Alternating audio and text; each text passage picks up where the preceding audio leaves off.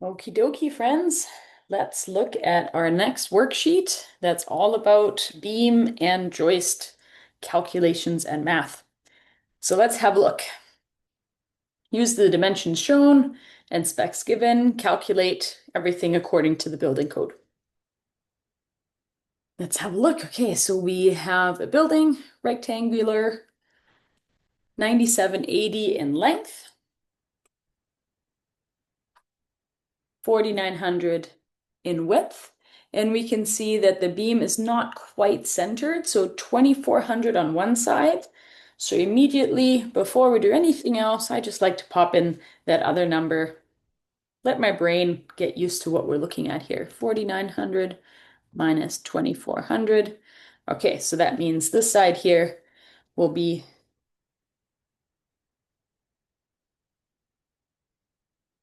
2500. So that's from center of the beam to the outside. Excellent. Let's look at the specifications. So our beam is supporting 3 floors, concrete walls are 250 thick, sill plates 38 by 140, so 2 by 6. Beam and joist, so hem and fur, number 1 and number 2, we'll need that for the building code. Our posts are 150 by 150, that's good to know, it's code minimum. Joists have strapping, 400 on center, that's good for the building code questions. This is important, otherwise we'll do the math right when we get to the length of the joists and we'll do it exactly wrong. Rim joists, 38 thick, cool. Floor sheathing, and always code minimum, cool. And for the beam width, for the joist clear spans, and we'll get there in a minute.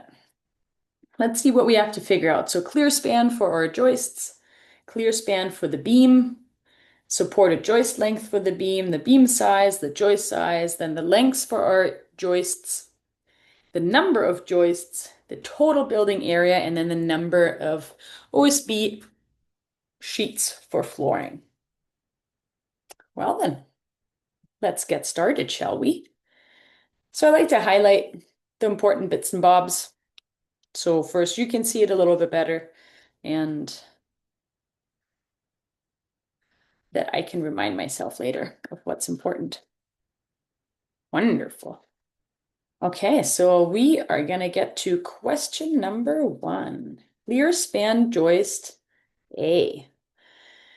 Well, the clear span of any joist is calculated from the total span, so the 25 or 2400, minus half of the beam thickness. So that's why that code minimum for beam width is nice. So we can use that. And minus the wall plates. So a clear span always means from the edge of support to the edge of support. That's what that means. So let's pop in these numbers. So we're using joist A first. So total span is 2400 minus half the beam thickness. So code minimum is a 3-ply. 3-ply of 38 mil, like 2-by material. So 3 times 38. It's 114 total beam width that we're assuming is the minimum. So divided by 2 is 57.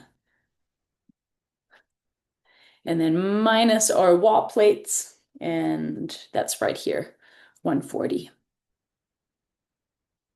We just pop that into the calculator. So 2400 minus 57 minus 140 gets us 2203 millimeters. And eventually we're going to have to get to meters for building code purposes. So 2.20. Building code always has 2 decimal points.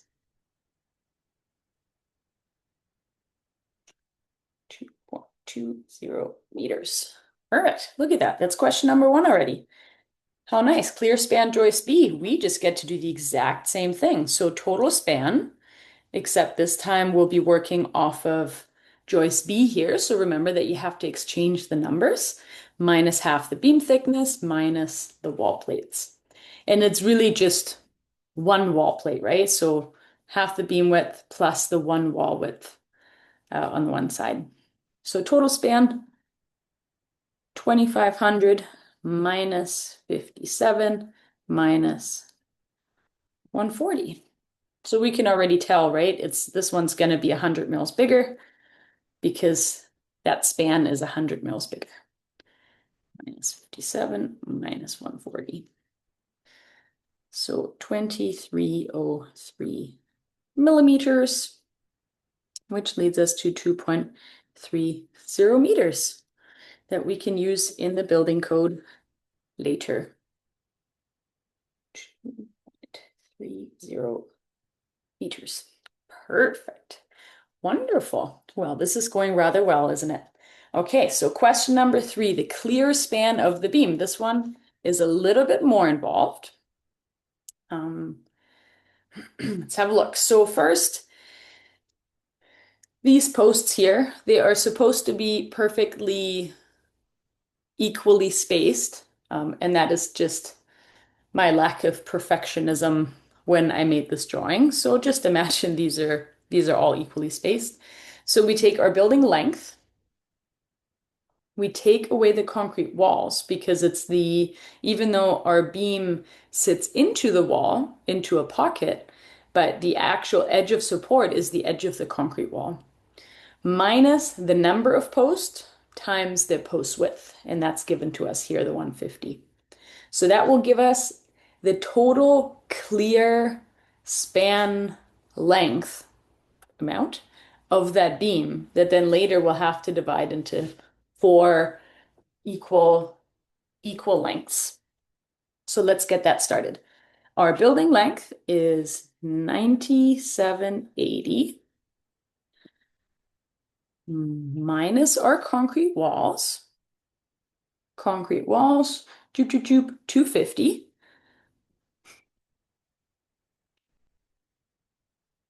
On each side, right? So we have to remember that.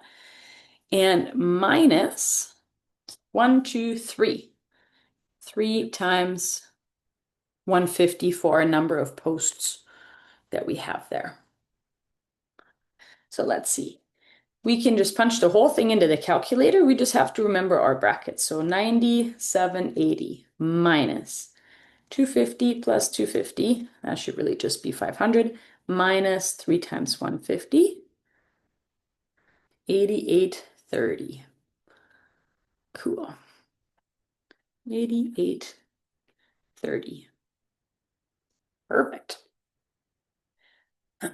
So now we have our clear span, but what we now want is our actual span.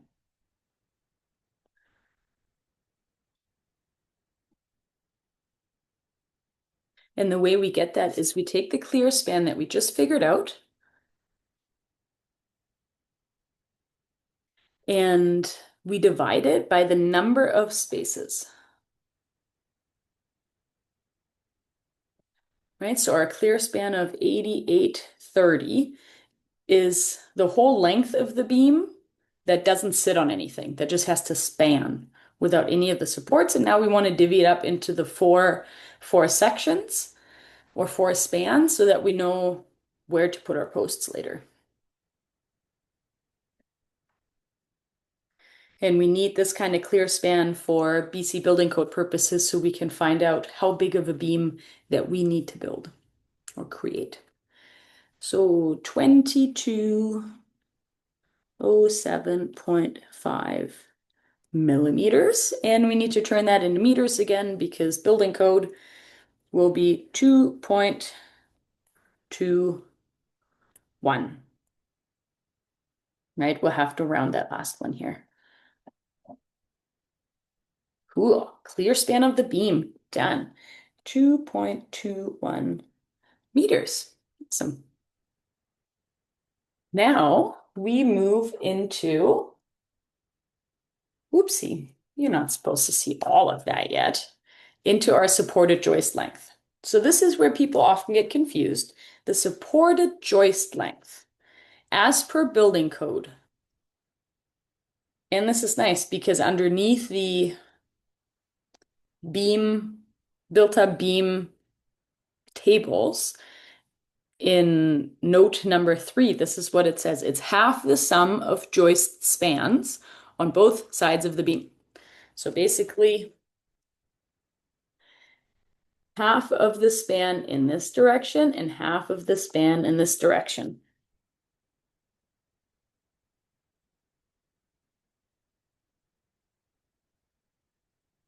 This length here, that is the supported joist length. So basically, it's saying if we think about how much a beam has to carry, the beam carries 50% of the floor above, and each wall each carry 25%. And each beam,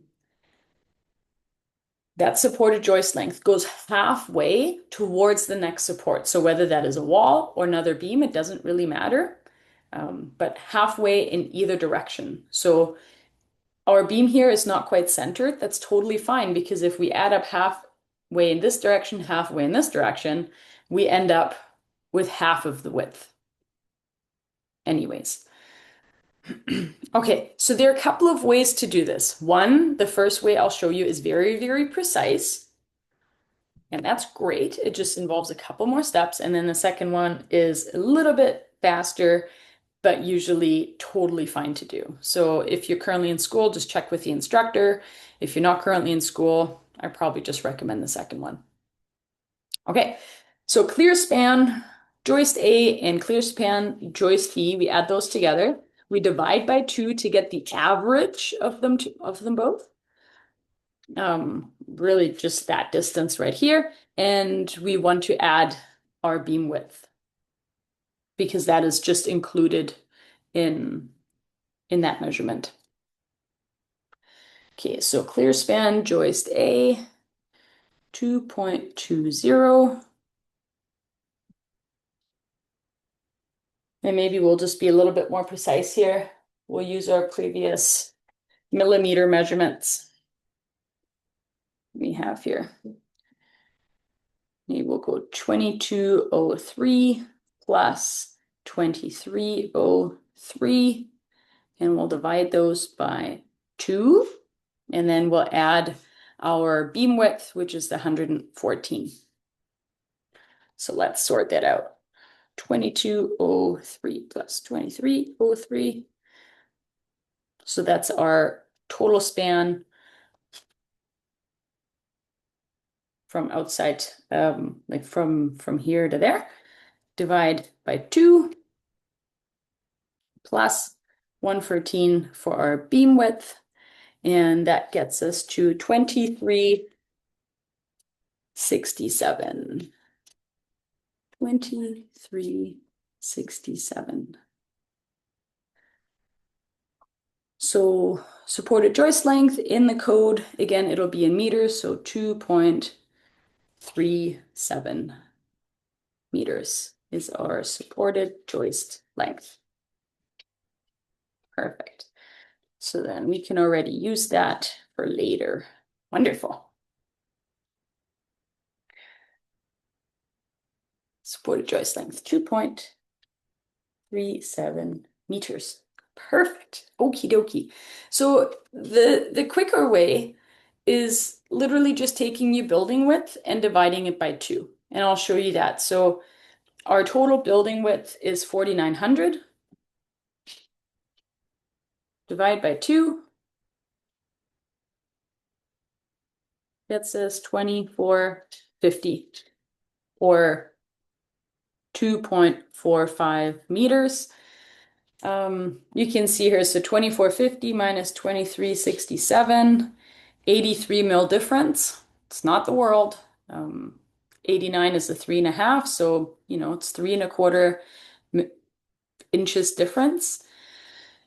If anything, by going this way, it will make a beefier joist, and there are very few questions that you'll encounter where that slight difference will actually make the difference. Either will and should work. This is just the quicker way to do it. That's the way I learned it in school. That's the way I did it on my exams and my Red Seal exam, and that turned out just fine. If you're in school, check with your instructor which way you would like to do it. or they would like you to do it. And for the sake of this question, we're going to continue with this one. Okay, so next, we want to find out our beam size. Now this is going to be a few steps. We're going to need to find the correct span tables in the span tables of the building code. And then we need to find a few things because the building code is always, or the span tables is always an Easter egg hunt. You know all the information except for one, and you have to find out. So I like to write out for myself what I know. So then I can make sure that I read it properly by writing it down once. It's in my head a little bit better so that when I look in the code, I can find the proper chart. So we're trying to find the beam size. This beam supports 3 floors. The species is hem-fir number 1 and number 2. The supported joist length, what we just figured out, the 2.37. You'll see why that is 2.4 in a minute. And the clear span that we figured out of our beam is 2.1 meters. Or 2.21. Oops. There we go. 2.21 meters. So with that, we need to go into our building code. And I've printed off the couple of pages that we need here. We need maximum spans for built-up floor beams supporting not more than 3 floors. And we have this for not more than 1, not more than 2, and not more than 3 floors. So that's why I like to write this out again, right? So I can be very sure which one to look at because there's nothing worse than doing everything right and looking at exactly the wrong chart and getting the wrong number and losing out on the points. That's just annoying and unnecessary. So we're in this chart. You can see 923.4.2J, and ours will be on the next page, but you can see it's J continued. So what did we have? This right here.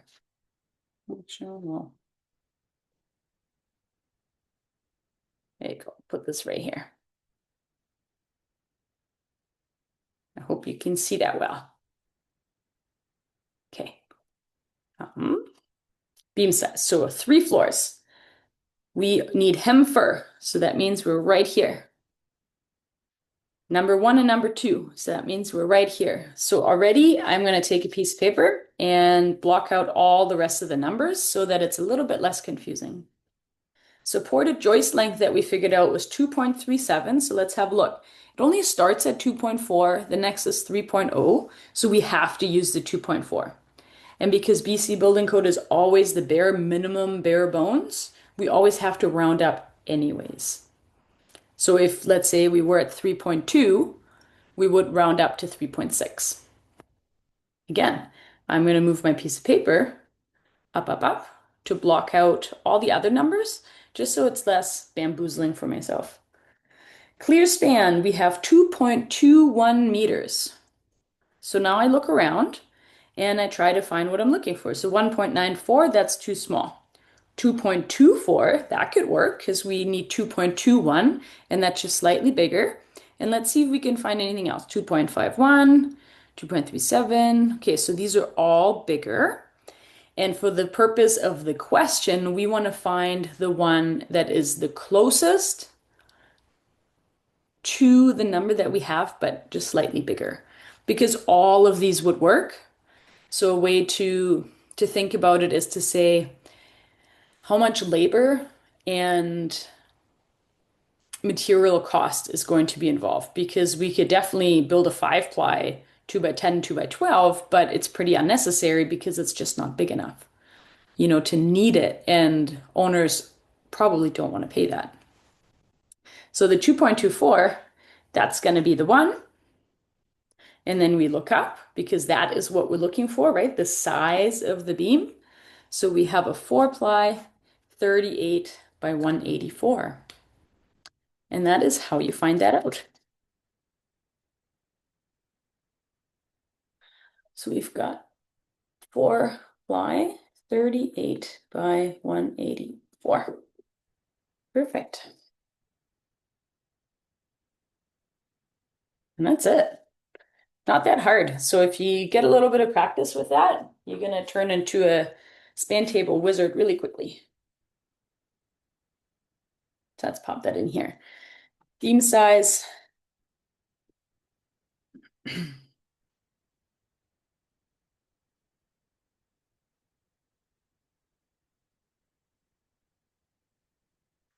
4-ply 38 by 184. And that is just the bare bones minimum, right? So you can always say, well, 184, so that's 2 by 8. Do I feel good about that, or do I want to beef it up a little bit more and go with a 2 by 10? Great. Just the nature of multiple choice questions, most likely they'll ask you for the bare minimum. Real life, 2.21 and 2.24 are so close. For my carpenter heart, I would beef it up just a little bit. Okay, great. So let's move on to joist size. Joist size 2, we need to move into the building code, into the span table. So here we have two different types of joist, not types of joist, but joist A and joist B, they're differently long, right? So we want to make sure that we use the longer joist to do our math with, because if it works for the longer one, it's going to work for the shorter one. If we check with the shorter one, it might not work for the longer one if we're right on the cusp. So just make sure you pick the longer one here.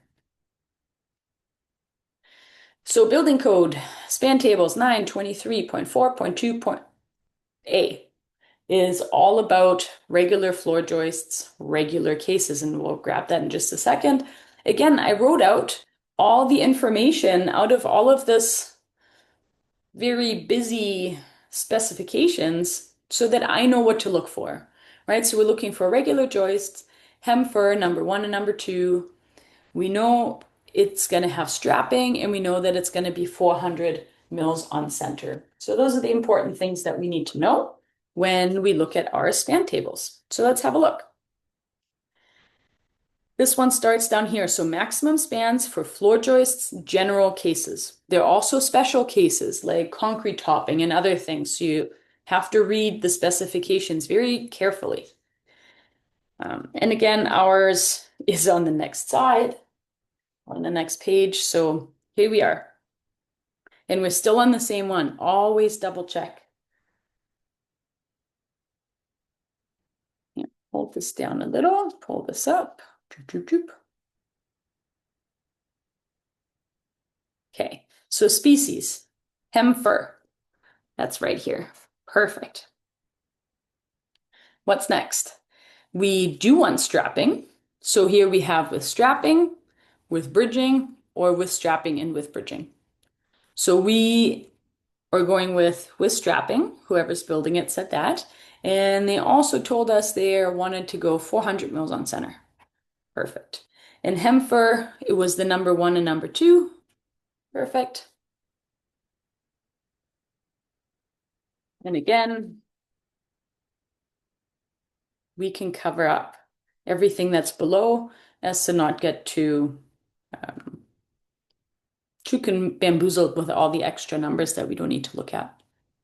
Okay, so we're working with clear span B because that's the bigger one, 2.30. And let's have a look. So 1.85, that's not big enough.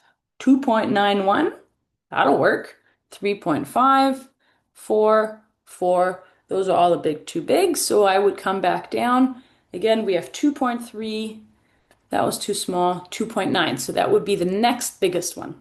Okay, so that means this 38 by 140, this 2 by 6, can span from edge of support to edge of support 2.91 meters, and we have 2.30 meters that it needs to span. So 2.3 is less than 2.91, which is excellent. So we are within code.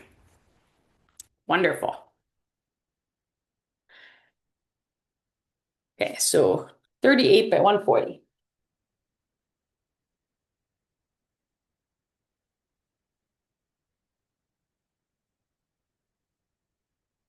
Lovely.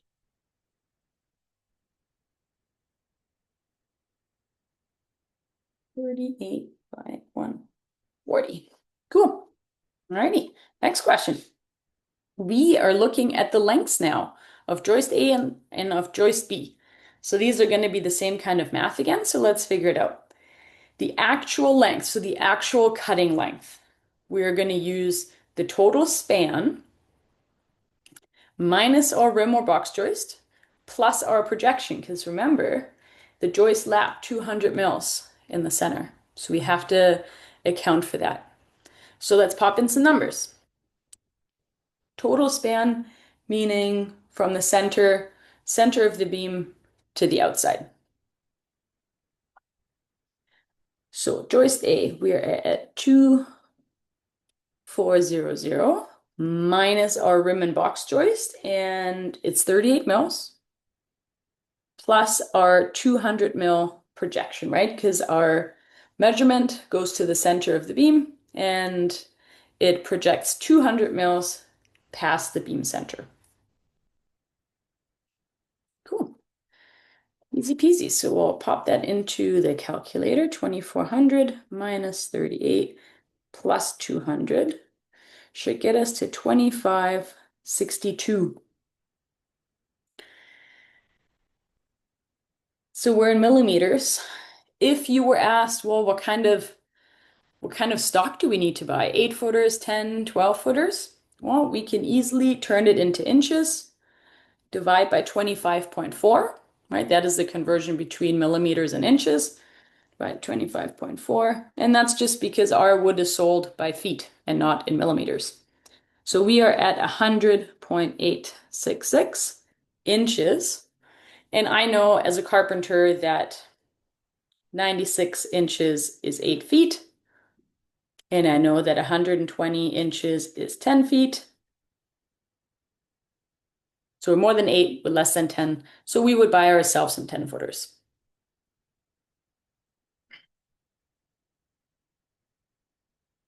Perfect. And seeing how much space we have here, we'll be able to buy 10-footers for joist A and joist B. Cool. So same thing goes for joist B. The total span here is 2500, right? Because it's not centered. That's why we have to figure them both out. 2500 minus the rim or box joist, that is the same all the way around, plus the projection of 200, that is also the same all around. So there we go.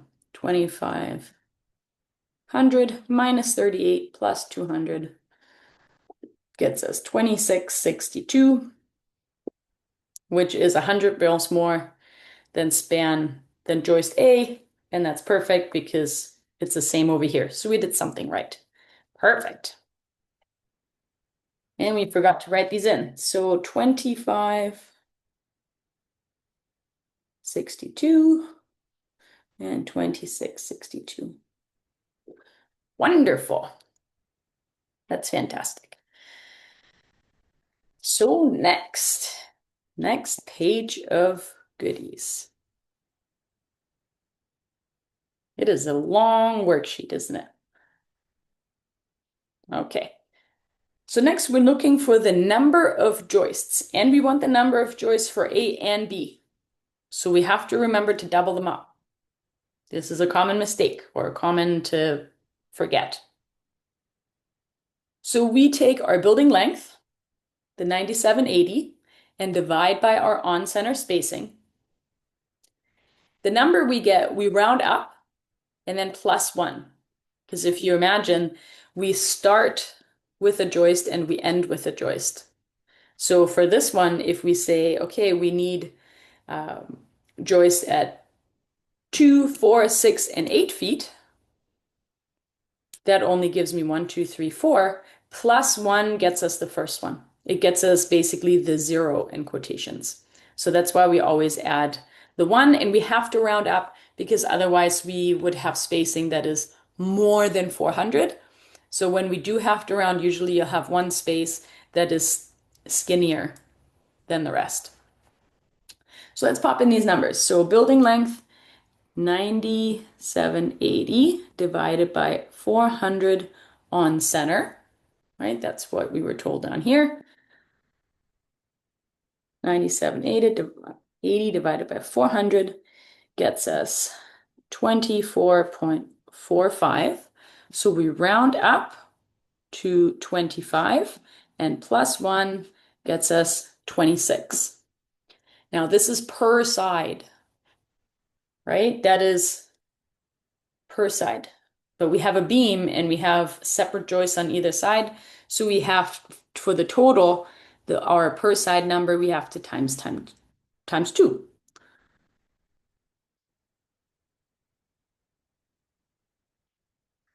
And that gets us to 52 joists. Bam.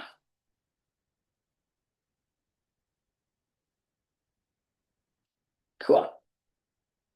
Now next, building area. So this should seem pretty straightforward. That's just a regular area. So like any area, length times width. So let's pop in those numbers. An area I would always put into meters instead of millimeters. So we're at 9.780 meters times 4.9 meters. 9.78 times 4.9. 47.922 meters squared, right? Squared because we're multiplying meters times meters, and the exponents just get added together. And an area is always squared. So 47.922 meters squared. Wonderful. Now we just have one question left. It is the number of OSB sheets that we need to buy so that we can put together a proper quote. So that's our building area that we just figured out divided by the area each sheet takes up. So the area per sheet, how do we find that out? Let's see if it's given to us. Look at that. Each sheet is 1.2 by 2.4. So the area is length times width again, right? So 1.2 meters times 2.4 meters will get us the area that each sheet covers. 2.88. Perfect. And now, lastly, we can figure out the number of sheets. So our building area that we just figured out, 47.922 meters squared, divided by 2.88. And this is the calculator trick again. We can leave that number in here, punch in that first number. We need 47.922 divided by alpha and then the equal button. That's the answer here, and it's the same blue color on my calculator. So if I hit alpha and then equal, it will use the answer that was just lastly in the calculator, so I don't have to punch it in again. 16.6. Well, we can't really buy 0.6 of a sheet of plywood, so we would round that up to 17 sheets.